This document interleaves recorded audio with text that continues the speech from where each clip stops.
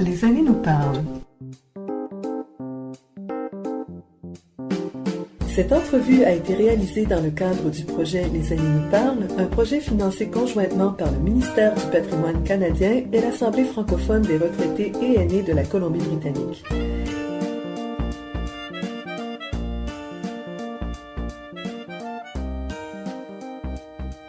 Aujourd'hui, je suis à Campbell River et je vais m'entretenir avec Berthe Lapierre, qui est membre du comité d'administration du Centre francophone de Campbell River depuis maintenant une trentaine d'années.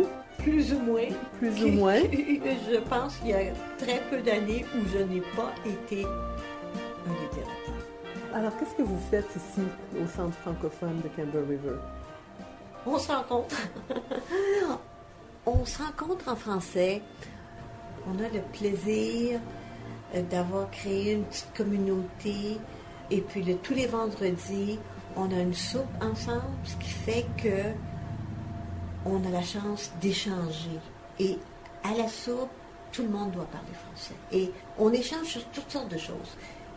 Alors, c'est une rencontre sociale, bien entendu. Et la soupe est une soupe gourmet que Pauline Bélanger nous fait la plupart du temps. Quand c'est pas Pauline, c'est quelqu'un d'autre, mais c'est toujours très, très bon avec des desserts, des choses comme ça. Alors, ça, c'est un côté social. Maintenant, derrière ça, il y a des services. On a des services de bibliothèque, on a des DVD, des disques. Jeanne, notre directrice, a une très bonne connaissance du milieu francophone, de ce que les gens... Elle sent ce que les gens ont besoin. Alors, parfois, il y a des gens qui arrivent ici qui ont besoin d'aide pour leur résumer, même des traductions.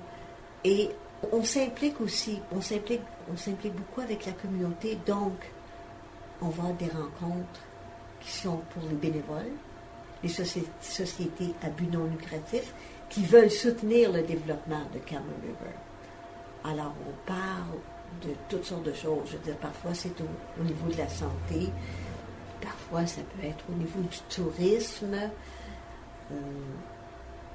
Là, ce sont les idées qui me viennent en tête. Mais c'est comme si, derrière le côté social, on travaille au développement des infrastructures. Dans un sens. Okay? On rencontre le maire, on fait des choses comme ça. On est bienvenu aussi. Dans toutes les organisations à but non lucratif, souvent organisées par le Centre de bénévoles, ils sont intéressés à ce qu'on en fasse partie. Et nous, on était intéressés à en faire partie aussi. Et comme dernièrement, il y a eu l'AGA du Centre de bénévolat de la ville. Alors, Jeanne est allée, Jeanne c'est notre directrice générale, Sylvie Loiseau et moi qui sommes des directeurs, nous sommes allés aussi. Et puis, il y avait, on a rencontré les gens, bon, c'est bien, il y a eu des élections de leur AGA, il y avait beaucoup de gens, au moins quasiment une dizaine de personnes sur ce bureau de direction-là, c'était intéressant. Et il y avait, à la suite de ça, une présentation de communication, de marketing, comment établir un réseau de marketing pour rejoindre plus de monde.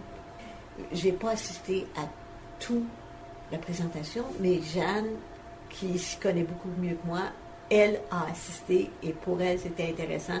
Et Sylvie qui me disait qu'il connaissait Facebook beaucoup plus que moi, elle disait « Oh oui, c'est très, très intéressant, c'est des bonnes choses. » Alors, on se mêle, on fait des choses en arrière qui font partie de l'infrastructure, qui font partie de la vie de Campbell River. Et j'ai vu que vous offriez quand même des services aussi, comme il y a eu à une époque, vous aviez la garderie, des choses avec l'école. Vous avez participé au développement du programme cadre aussi. Donc, si on retourne un peu dans l'histoire. Un peu dans l'histoire, le programme d'immersion est arrivé avant le programme cadre, ici à Campbell River. Vers quelles années? Je pense que c'est à peu près dans les années 77, 78. Tout ça est arrivé en même temps. Là, et en 78, ça a été la création avec Yvette Brett, qui enseignait, à ce que je sache, au programme d'immersion. Donc, il y a eu le moment où Yvette et Pauline se rencontrent.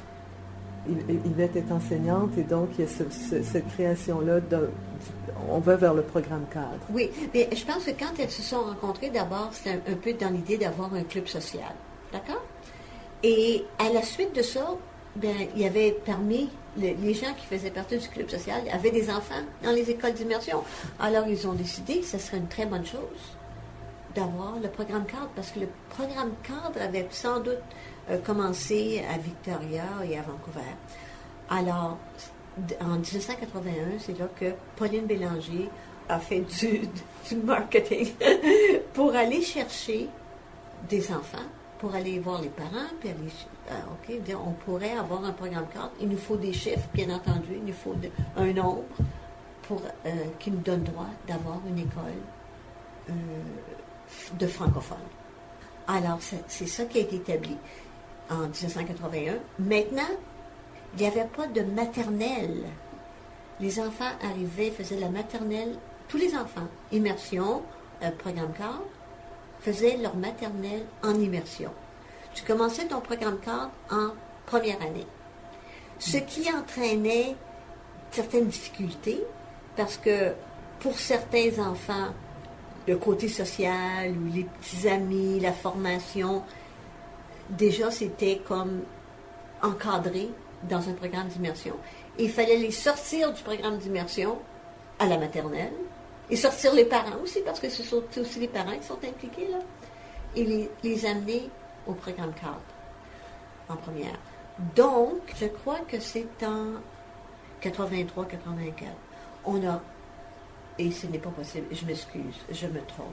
C'est pas, ça faut que ce soit en 85 qu'on a commencé, ou en 86. Je m'excuse, les dates. En tout cas, c'est dans les années 80. Dans les années 80, disons milieu 80, OK? Là, milieu 80, on commence à débattre le fait qu'on veut un programme cadre au niveau de la maternelle. Et je me rappelle très bien d'une grande réunion à Vancouver, où il y avait beaucoup de monde, dont le ministère, dont le ministre de l'Éducation. Et je me rappelle d'en avoir fait la demande, d'avoir exprimé le fait que c'est important pour nous. D'ailleurs, c'est comme ça aussi. Et je me rappelle aussi que Pauline m'a déjà conté que quand elle a fait la demande pour le programme cadre aussi, c'est au ministre qu'elle l'a fait. C'est une présentation qui a été faite officielle, avec beaucoup de monde. C'est comme ça que ça s'est passé.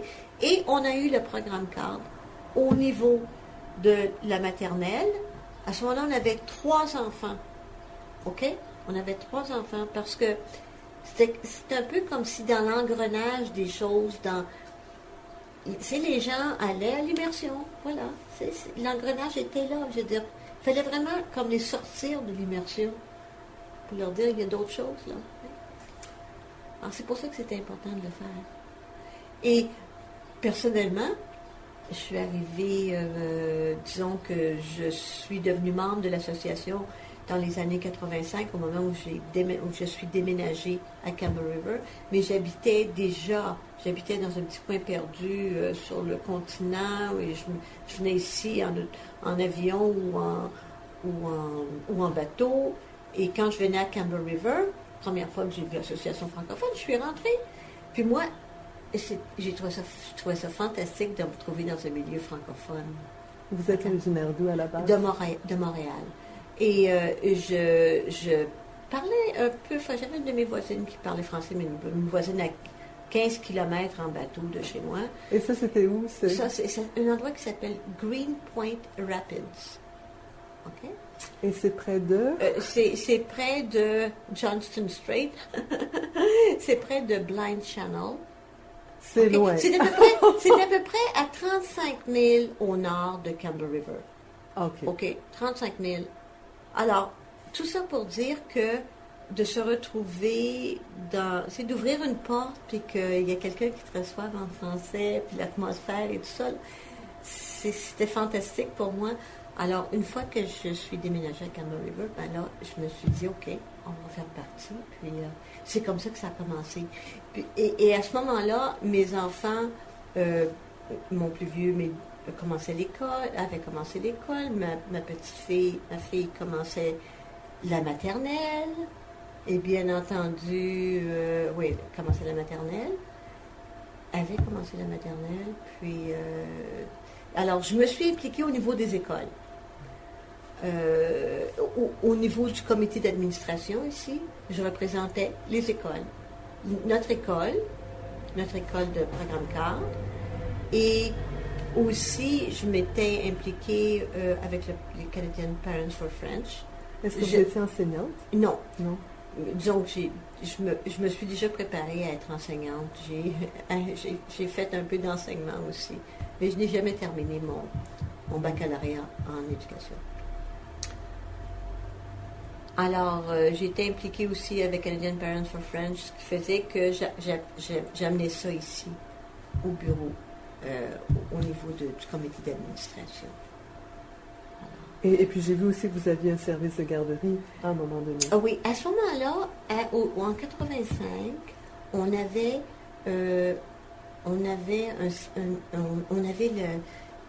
un service pour la petite enfance. Alors, on avait quelqu'un qui venait 2 fois par semaine à ce moment-là, le matin, faire du français avec les petits. Alors, et ça s'est développé. À un moment donné, cette personne-là est partie. Moi, je l'ai fait pendant à peu près 1 an. Et ensuite, on est allé chercher quelqu'un d'autre. J'ai fait d'autres choses. On est allé chercher quelqu'un d'autre et c'est devenu les rayons de soleil. Moi, quand je l'avais, ça s'appelle le petit Pierrot. Je pense que c'était ça. Quelque chose du genre.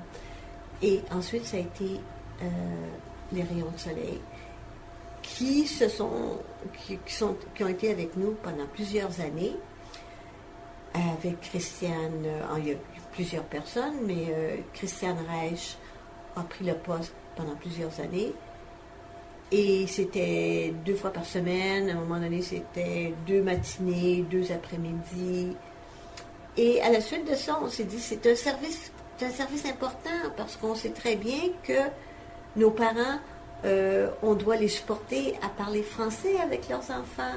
C'est pas facile d'aller à contre-courant. Il faut vraiment les aider à bien pratiquer le français, à le vouloir, le faire. Alors, tout ça pour dire qu'à un moment donné, on s'est dit, OK, on devrait avoir une garderie avec une vraie garderie 5 jours par semaine, et puis avoir aussi la garderie après l'école, parce que les parents ont besoin de ça aussi, les enfants, et ça pourrait être ici. Alors on a décidé d'organiser une garderie, ce qui était quelque chose de très exigeant à développer. La direction qui était ici à ce moment-là, non seulement s'occupait de tout ce qui se passe ici, mais aussi de la garderie. Alors, c'était double chapeau, c'était très exigeant. Et la chose aussi qui était difficile, c'était de trouver le personnel. Avec le personnel qui a son diplôme de petite enfance, qui parle français. Et puis, alors, ce fut un bel effort de notre part. Ce fut un très, très bel effort de notre part, jusqu'au moment donné où on s'est rendu compte qu'on ne pouvait pas continuer ça. Et à ce moment-là, l'école Mer et Montagne se préparait avec une nouvelle école et avait un local qui faisait partie de qui serait une garderie. Alors, pour le moment, quand l'école Mer et Montagne, la nouvelle école s'est établie, la garderie était encore, elle n'était pas occupée, mais éventuellement, elle était là. Il y avait une possibilité. Alors, puisque nous avions des problèmes majeurs de continuer la garderie, eux pouvaient la prendre en main. On s'est dit, bon, allons vers cette formule-là. Et nous, ben, on a essayé de faire d'autres choses. Ce qu'on a essayé de faire, on a dit, OK, on va essayer. On a eu la proposition de quelqu'un qui voulait faire une garderie, mais pour petits bébés. Petit, vraiment petit, là. Mais encore une fois, ça n'a pas fonctionné. On n'a pas eu toute la clientèle qu'il fallait, ce qui est bien dommage. Il a fallu fermer alors. Puis là, bien maintenant, on loue à la Société de développement, la Société protectrice des animaux. Et ils ont le local en arrière qui a été rénové pour leurs besoins. Et ça fonctionne très bien. Et j'ai vu aussi dehors que vous avez une belle murale qui a été faite par les jeunes à l'école. Oui. Est-ce que vous pouvez me parler de ça un peu? Oui. Alors, c'est OK. On a fait ce projet-là, c'était en 2010. On essaie toujours, en fait, de faire des projets pour attirer nos jeunes. OK? Alors, le projet consistait à trouver des jeunes du programme cadre. De quel âge? Je pense qu'on est allé à l'école Phoenix, donc on avait des 8e, je pense qu'il y avait des 7e. J'étais un petit peu... peut-être que c'est marqué ici, là, je ne sais pas. Mais on avait des jeunes de peut-être 7e, 8e, 9e, probablement quelques-uns de 10e et 11e. Les jeunes de 12e étaient vraiment trop occupés avec leur dernière année de secondaire. Alors, ce qu'ils devaient faire, c'est faire une recherche sur l'arrivée des Français, des Canadiens français, en Colombie-Britannique, faire une recherche, choisir un événement ou choisir la situation qui les intéressait.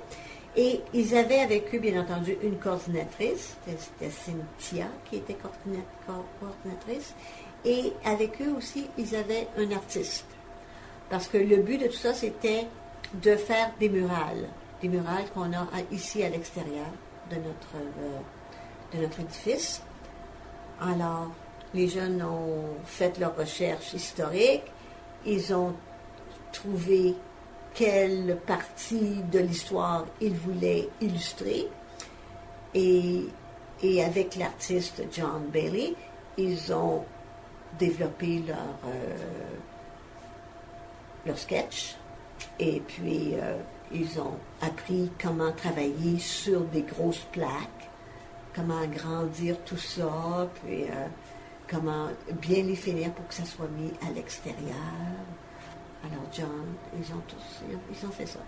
En tout cas, le résultat est très réussi. Oui. Puis on a eu des cartes postales aussi. On a fait des cartes postales avec ça. Puis on a aussi des petits... Comment tu appelles ça? Des signets. On a des signets aussi. Et puis, est-ce que vous faites encore les camps d'été francophones? On n'en a pas fait depuis quelques années. On en a déjà fait. Ça a bien fonctionné. On n'en a pas fait depuis quelques années parce que la ville en fait. Alors, ça devient à un moment donné, là, ça devient une concurrence. Puis quand on avait la garderie, en tout cas, c'était trop. C'était trop. Là, je vois que la Société de protectrice des animaux, ils ont un camp d'été. Peut-être qu'on va avoir un petit quelque chose. Je ne sais pas, là, on a une réunion la semaine prochaine, le comité d'administration. Mais la personne qui est en charge de la Société protectrice des animaux, là j'oublie son nom, mais elle est aussi francophone. Elle est née ici, mais elle a aussi fait partie du programme cadre. Alors, on a une certaine affiliation avec eux à ce niveau-là. Alors, je ne sais pas ce qui va se passer, si on va avoir un camp d'été ou s'il va y avoir de notre implication. Et j'ai vu dans le petit feuillet que vous m'avez montré qu'il y avait une bonne part de culturel, en fait, d'art et spectacle. Un salon du livre même que vous avez fait à une certaine époque. Oui. Comment ça s'est passé? Qui est impliqué dans des spectacles pour les jeunes ou des gens de tous les âges? Le salon du livre, je veux dire, ça a été fait ici, en fait, ça fait longtemps qu'on n'a pas eu, mais comme tu vois, on a beaucoup de livres. Mhm. Et puis, une petite anecdote, en fait, les gens lisent des livres, oh, celui-là, il est bon. Alors, on se le passe. Le vendredi, à la soupe, on parle de nos lectures, alors, ou encore, oh, ce film-là est très, très intéressant. Alors, on se le passe, là, c'est ça. Ça circule entre nous. Et pour en venir au Salon du Livre, on n'a pas de Salon du Livre, mais à l'école, ils en font à chaque année. Pour les enfants.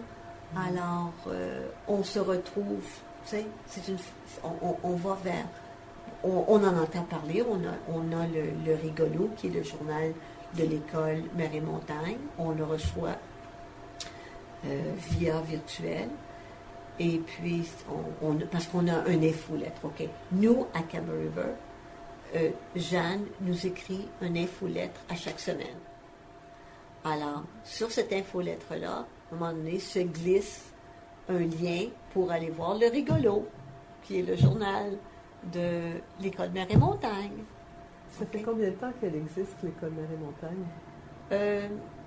Mamma mia. Je dirais probablement, nous sommes de 4 ans, 5 ans. 4 ans. 4 ans peut-être. Donc, c'est assez nouveau. 4. Oh oui. Avant ça, l'école, le programme francophone était à Evergreen, à l'école Evergreen, pendant plusieurs années. Et avant ça, c'était dans une autre école de la ville, l'école centrale. Mes enfants sont allés à l'école centrale. Le programme au niveau 6, 7 et 8, en fait 7, 8 et 9, 7, 8 maintenant est à Phoenix, et 9, 10 et 11 est à l'école Carrière. Alors, ils ont des locaux dans ces écoles-là, et c'est le programme cadre. Et on parle de combien d'élèves à peu près, d'élèves à l'école Mer et Montagne? J'aurais de la difficulté à te répondre. Je m'excuse, là. Mais il y en a, je dirais, je sais pas trop, là. Est-ce que c'est des petites classes ou des classes? On a déjà besoin de des roulottes ou des... oui. Les petites écoles portatives. Des petites écoles portatives. Alors, j'ai de la difficulté à penser à un nombre, mais je suis certaine que c'est dans les 3 chiffres. Je suis certaine que c'est dans les 3 chiffres. Et ça se développe de plus en plus. Ça se développe de plus en plus. Tantôt, tu disais quelque chose, je pensais à quelque chose qui était intéressant. Mais là, ça va peut-être me revenir. Là, je l'oublie au niveau des écoles. Ah oui, c'est ça! Là, on a commencé quelque chose de nouveau, nous autres, à l'Association francophone. On a fait une petite levée de fonds à la Fête des Rois. Il y a un de nos membres qui a donné une bicyclette qu'il avait réparée, tout ça. Alors, on a fait une levée de fonds, mettant la bicyclette à l'enchère. Et avec les sous, on a tiré la bicyclette, quelqu'un l'a gagnée, puis les sous qui avaient été mis pour les billets, on s'est dit, ça va être pour une bourse pour un de nos jeunes. OK? Alors, on a remis notre première bourse dernièrement, il y a à peu près 2 semaines, à un élève. Il y avait des critères. Et puis les critères ont été décidés entre les membres de l'association, les membres de la direction, les membres des directeurs. On a laissé ça dans les mains de Jeanne, qui a discuté ça avec Cindy, qui est la directrice de l'École Mer et Montagne, et aussi de Carrière et de Phoenix, parce qu'elle est directrice de tous les jeunes, de la maternelle jusqu'à la 12e, tu comprends? Alors, on voulait un jeune qui avait fait une amélioration en français. Un jeune qui parlait son français avec ses amis, avec les professeurs. C'est surtout, là, je me souviens de ces 2 points-là. Une amélioration en français, mais surtout un jeune qui vit dans son français, qui en profite, qui va au-delà. Parce que, alors, celui qui a gagné, c'est Isaiah Chandler. Mon Dieu, j'oublie son nom de famille. Isaiah.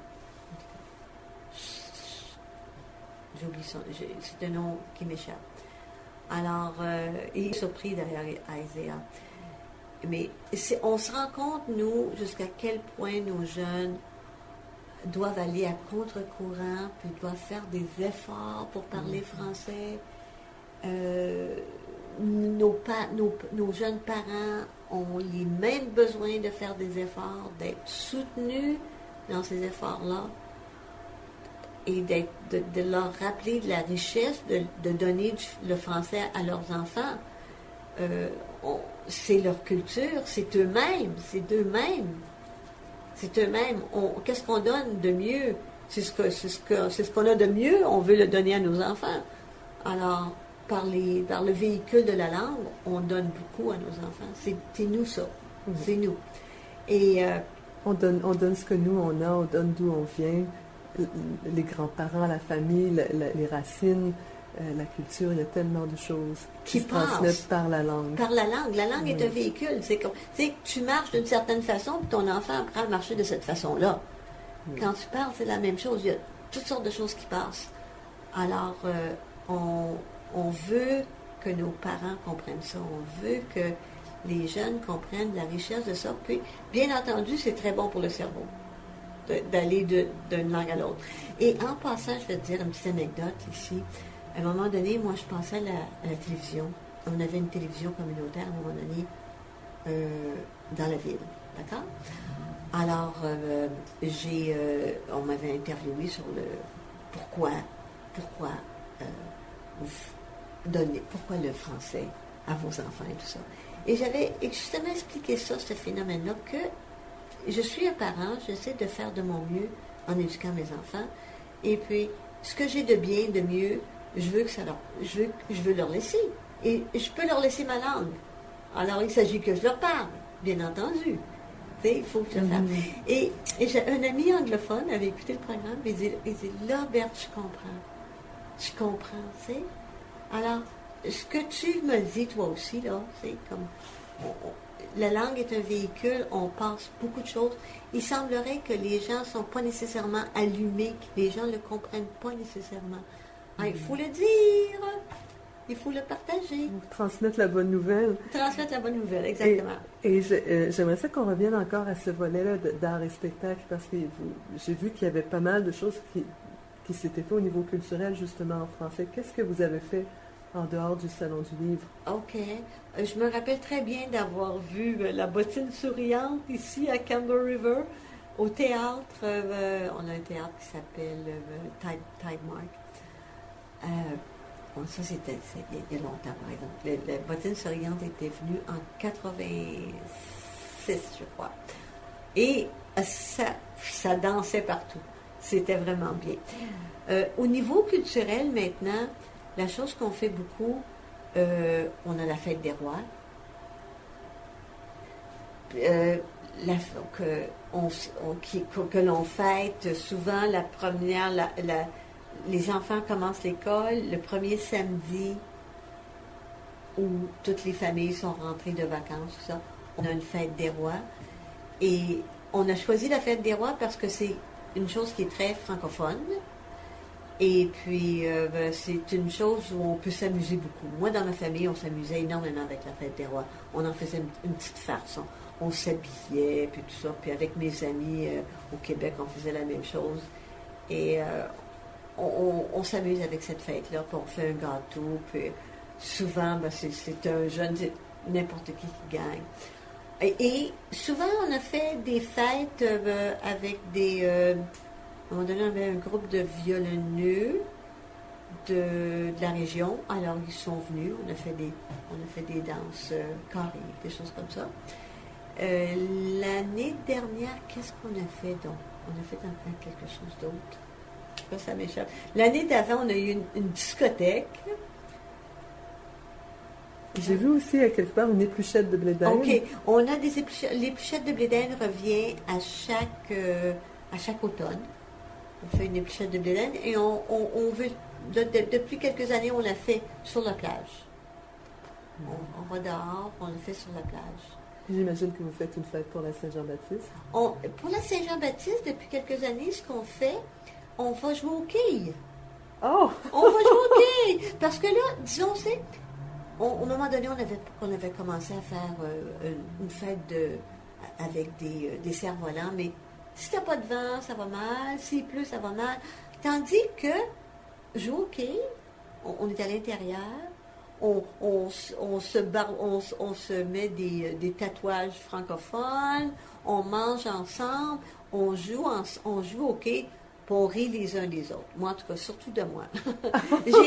J'étais la pire des pires cette année. Mais on a beaucoup de plaisir à jouer au quai. Alors, c'est quelque chose comme ça. À part ça, de temps en temps, on peut parler d'un film, tu sais, au niveau culturel. On a beaucoup d'échanges de livres, des échanges de films. Jeanne nous passe beaucoup aussi sur l'infolettre. C'est fantastique d'avoir une infolettre. Parce qu'à un moment donné, elle entend parler de quelque chose, elle nous donne ça, on en regarde, c'est un YouTube, et puis, disons que parfois aussi, il y a des films, il y a de très bons films que certains professeurs ont organisé des films français. Chantal Blais a organisé des films français. Alors, on est invités, nous, de l'association. Les spectacles qu'il y a à l'école, on est invités. J'ai vu Mathieu Mathématiques cette année. À l'école, au cœur de l'île, à côté, il y a eu un autre spectacle de pièces de théâtre. On est invité, on y va. Certains y vont. Alors, Donc, ça semble être une communauté pas très grande, mais très dynamique.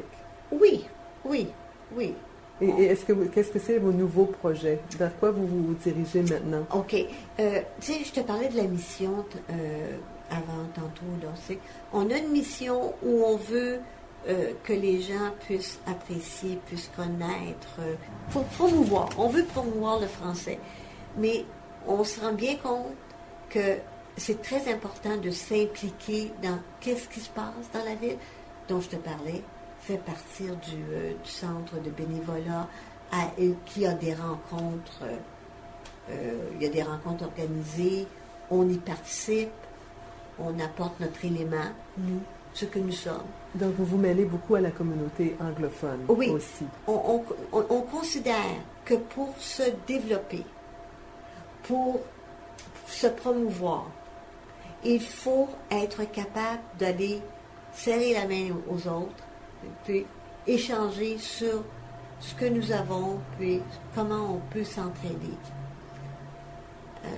C'est comme ça qu'on le voit. Et tout en conservant notre intégrité, puis notre français. D'ailleurs, tu vois, tantôt je te montrais, là, vivre son français. On veut que les gens comprennent que nous, on veut vivre notre français. Puis que si on vit notre français, ça ne dénie pas l'anglais que l'on doit aussi développer. Tu sais, c'est pas en aimant l'un qu'on déteste l'autre. Donc, si je comprends bien, votre vision d'avenir, c'est vraiment de créer encore plus de ponts, de liens avec la communauté qui vous entoure. C'est très important. C'est très important de créer des ponts avec la communauté, d'aller rejoindre les autres dans notre communauté. Et c'est très important d'encourager nos francophones, nos jeunes parents, en fait tous. Mais moi, là, présentement, là, je sens que nos jeunes parents ont besoin de, de, de, soutien. de pratiquer leur français avec leurs enfants, de dépasser. Il y a un niveau de gêne. Je ne parle pas assez bien. Les gens ont besoin de dépasser ça. Et il faut les encourager, il faut leur parler de nos efforts à nous. OK? Moi, je vais dire une petite anecdote encore une fois. Je me rappelle, je vivais dans mon petit coin perdu, je faisais l'école à la maison, j'avais mon programme qui me venait de Victoria, qui était en anglais. Moi, je mettais du français là-dedans. Je parlais français à mes enfants. Mais bien qu'il n'y avait pas grand monde là où j'étais, je veux dire, c'était quand même un milieu anglophone. Alors, il fallait... Puis la radio que j'avais, avec mon antenne et tout ça, là, c'était anglophone, OK? Alors, il fallait vraiment que je me stimule moi-même, que je me répète à moi-même, parle français, Berthe, parle français, parle français. Et puis, parfois, tu te sens comme la langue fourchue. OK? C'est pas plus compliqué que ça. Tu sens la langue fourchue, ça sort pas bien, c'est mêlé. J'arrive à l'aéroport, à Dorval, avec mes enfants. Je suis dans l'escalier mobile. Je descends. Là, j'entends parler français. Je me suis sentie la langue se délier. C'est arrivé tout seul, là. Le support de l'environnement fait que je sentais pas que mon français était fourchu, là. Non, il était parfait. C'était tout là. C'est tout revenu d'un coup. Je veux dire, comme je te dis, je parlais à la maison, mais j'ai senti tout d'un coup comme tout était délié. C'est Okay? le rapport, la différence entre parler dans l'isolement ou parler dans une communauté. Exactement. C'est comme tu dis, tu apprends une langue, la meilleure façon, c'est de prendre le bain dans la langue. Là. C'est d'aller complètement vivre dans la langue. Alors, il faut créer cet environnement. Et dans notre local, que tu as la chance de voir, de partager, là, ben, c'est un environnement francophone. Et on veut que ça reste longtemps. Et pour terminer, je vais poser la question que je demande. Je pose cette question-là tout le temps. Et j'ai souvent la même réponse. Alors, je suis toujours curieuse de voir ce que chaque personne va dire.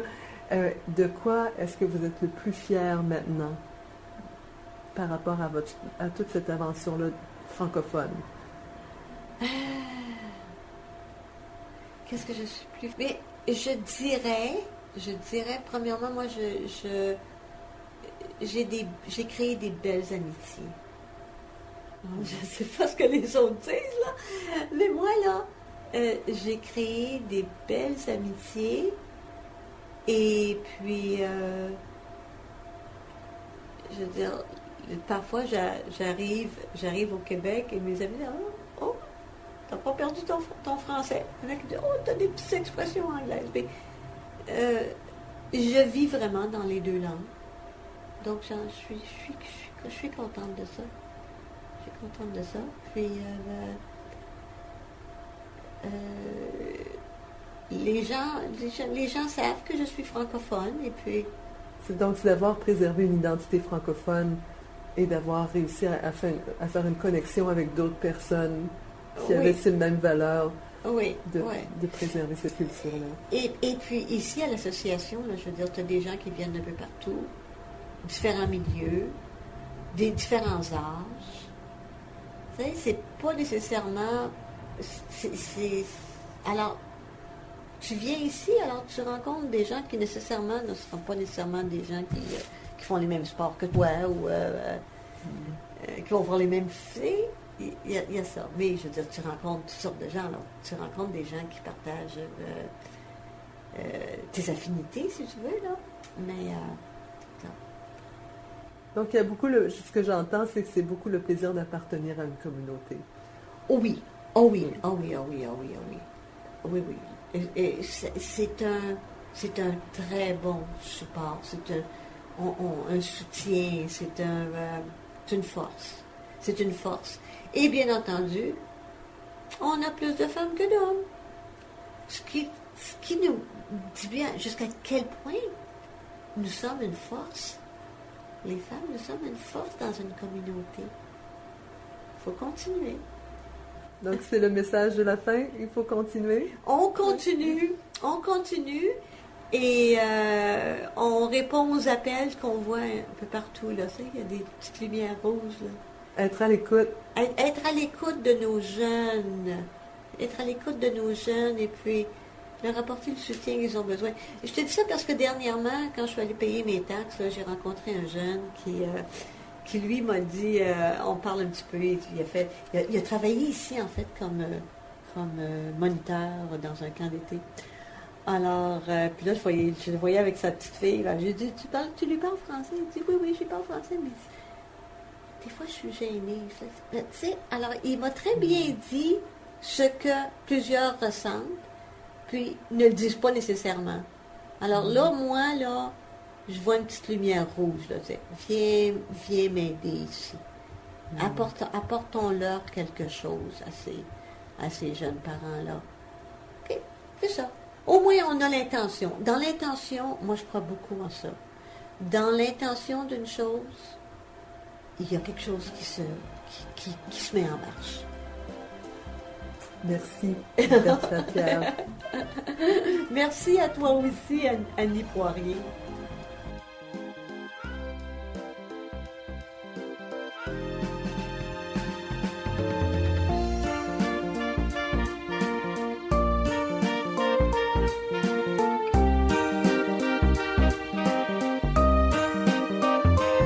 Ici Annie Poirier au microphone, à la technique Gérald Monpetit et Stéphane Lapierre à la gestion de projet. Un merci tout spécial à tous ces gens merveilleux qui m'ont accueilli chaleureusement, ainsi qu'aux associations francophones de la province pour leur appui et leur travail exceptionnel.